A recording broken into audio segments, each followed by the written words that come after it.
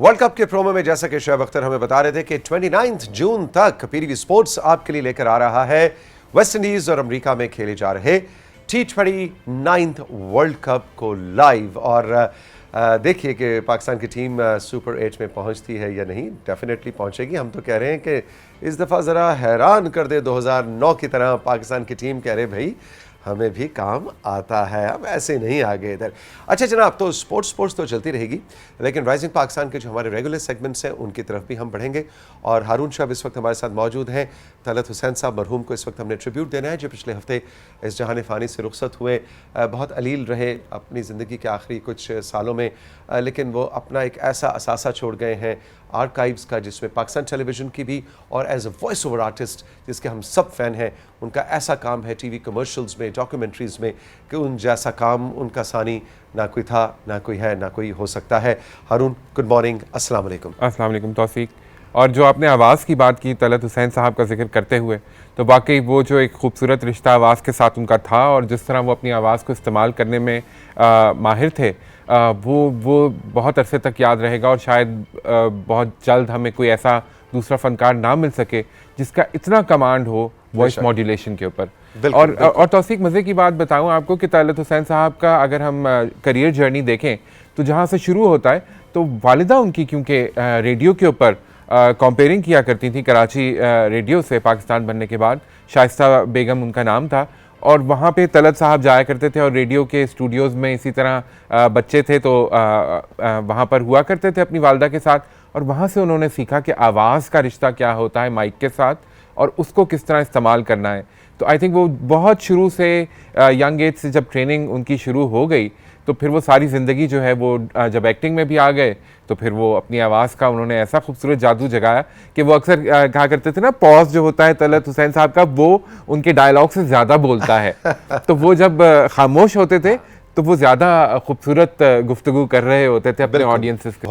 हुमा नवाब के साथ इनका बिल्कुल हवाएं ड्रामा जो था, और क्या खूबसूरत कहानी थी उसकी। और फिर जो तलत साहब ने किरदार अदा किया उसमें, वो लोगों को मतलब मुझे याद है कि जब इसका लास्ट एपिसोड आ रहा था, तो अगेन वही बात जो हम हमेशा करते हैं जब बड़े फ़नकारों को याद करते हैं, कि पूरा मुल्क जो था वो उस वक्त पाकिस्तान टेलीविज़न की स्क्रीन देख रहा था और सब लोग उससे जुड़े हुए थे। और तलत हुसैन साहब का आखिरी जो क्लाइमेक्स का सीन था, उसने बहुत से लोगों को जो है वो रोने पे मजबूर कर दिया था और आंखों में आंसू थे। और इसी तरह तलत साहब हमें जब अब हम उनको करियर को देखते हैं, तो तौसीक फिल्मों में देखिए, रेडियो पर देखिए, टेलीविज़न के हवाले से देखिए, आप उनके जो किरदार हैं बहुत ही खूबसूरत। और आपको मज़े की बात बताऊं कि उन्होंने as a child artist film से शुरू किया है एक्टिंग का सफ़र अपना। हाँ, और चिराग जलता रहा एक फ़िल्म थी जिसमें मोहम्मद अली साहब पहली दफ़ा आए, ज़ेबा बेगम पहली दफ़ा आई, कमाल ईरानी साहब पहली दफ़ा आए और तलत हुसैन साहब पहली दफ़ा आए। और दीबा बेगम जो हमारी बड़ी अच्छी एक्ट्रेस है, उनके छोटे भाई का किरदार अदा किया। ये आप छोटा सा बच्चा देख रहे हैं जो कि बीच में बैठा हुआ है, जी ये तलत साहब है। और ये चिराग जलता रहा वो पहली फिल्म थी 60 की दिहाई में। मुझे लग रहा है वो जो कबूतर सर पे वो भी पहली दफा ही फिल्म। ये बिल्कुल दीबा है और उनके साथ ये बच्चा जो बैठा हुआ है ये तलत हुसैन साहब हैं और कमाल ईरानी साहब नजर आ रहे हैं इस शॉट में। बिल्कुल, तो ये वो फिल्म थी जिससे तलत साहब ने बड़ी स्क्रीन के साथ अपना रिश्ता जोड़ा। उसके बाद जब टेलीविज़न का आगाज़ हुआ 65 में, कराची टेलीविज़न सेंटर का आगाज़ हुआ, तो फिर ड्रामों में आए। और फिर परछाइयाँ उनका एक बड़ा यादगार ड्रामा मैं याद करना चाहूँगा, जिसमें शकील साहब भी थे, राहत काज़मी, साहिरा, बिल्कुल हसीना मुइन की खूबसूरत तहरीर, बिल्कुल जवानी की तस्वीर, मैं तो कहूँगा लड़कपन की। अच्छा, तलत साहब का ये बड़ा मज़े की एक और बात कि ये परछाइयाँ की उनका जो रोल था उसकी एक झलक है। उनकी मज़े की बात ये कि पढ़े लिखे, फिल्म जाकर पढ़ी, ड्रामा पढ़ा उन्होंने, लंदन ड्रामा एकेडमी से उन्होंने ड्रामे की बाकायदा एक्टिंग की तालीम ली और फिर वापस आए और फिर पाकिस्तान टेलीविज़न के साथ दोबारा जुड़े। और फिर ये आली जाग का किरदार हो या हमारे जिस तरह हमने जिक्र किया, एक और इनका बड़ा खूबसूरत खेल मुझे याद आ रहा है, टाइपराइटर जी बिल्कुल, वो खालिदा रियासत साहिबा के साथ। और वो लॉन्ग प्ले था और एक स्टेज के ड्रामे की अडेप्टेशन थी। उसको उन्होंने इतनी खूबसूरती से किरदार निभाया कि वो दो कैरेक्टर्स का सिर्फ प्ले था जिसमें खालिदा और तलत साहब, और वो दोनों ने मिलकर बहुत खूबसूरत किरदार किया। एक और क्लिप देखते हैं जिससे आपको अंदाजा होगा कि वन ऑन वन कैरेक्टर किस तरह वो खूबसूरती से मैनेज करते थे।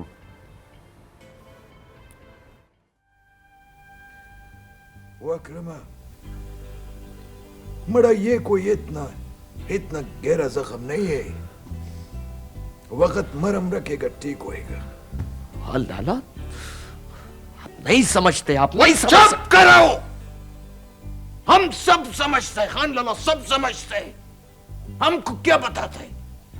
आओ मैं तेरे को दिखाते हैं, आओ मेरे साथ, इधर आओ, इधर आओ, इससे मिलो, ये मेरा बेटा है बाबा। समर खान, गुल खान जो फौत हो गया उसका छोटा भाई है। कहना बाबा, कहना। हाँ बच्चा, हाँ बच्चा, हाँ।